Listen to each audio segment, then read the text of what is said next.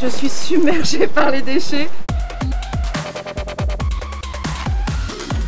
Premier objectif de la journée, acheter le gaz en bouteille pour faire nos boissons gazeuses. C'est le choix économique et écologique. On n'a plus du tout aucun emballage de bouteilles de soda. Je peux faire 65 litres de soda avec une seule recharge et on tient 2 mois. J'essaye de ne pas acheter d'emballage individuel car avec 5 enfants, tu fais un déchet énorme. Et comme dit ma fille Anaïs, il y en a trop. Le problème, c'est que dans les magasins, il y a trop d'emballage autour des objets. Je ne sais pas si les industriels arrivent à réaliser qu'on fasse attention à la planète. Bon, on a la lessive, les œufs, les yaourts, les pains au lait, des muffins, on paye et on rentre. Voilà, et puis les courses, on se dit à la semaine prochaine.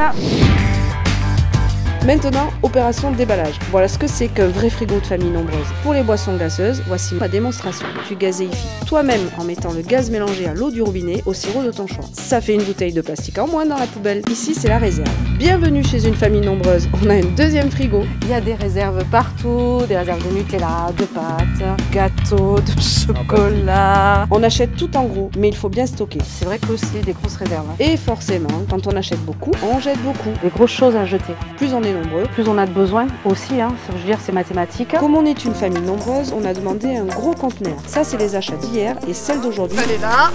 On a investi dans une machine à pain, c'est meilleur et économique. Et les enfants adorent mettre la main à la pâte, c'est le cas de le dire. On espère qu'avec ce programme de réduction des déchets, on apprenne à consommer différemment. Et que nos enfants plus tard consomment différemment aussi. Ma fille, elle dit: on voit la planète se dégrader de jour en jour à cause de nous. Même si c'est difficile, comme le dit Manu, il faut qu'on s'habitue à acheter uniquement ce dont on a besoin et éviter de prendre là où il y a le plus d'emballage. 2,5 kg par jour, ça fait beaucoup quand même. Et bon, on est 7 et il y a les couches de bébés. Donc c'est pas mal, on est dans la norme. Et on aimerait réussir à utiliser moins d'emballage, car si on fait des progrès, on va gagner des sous, nous.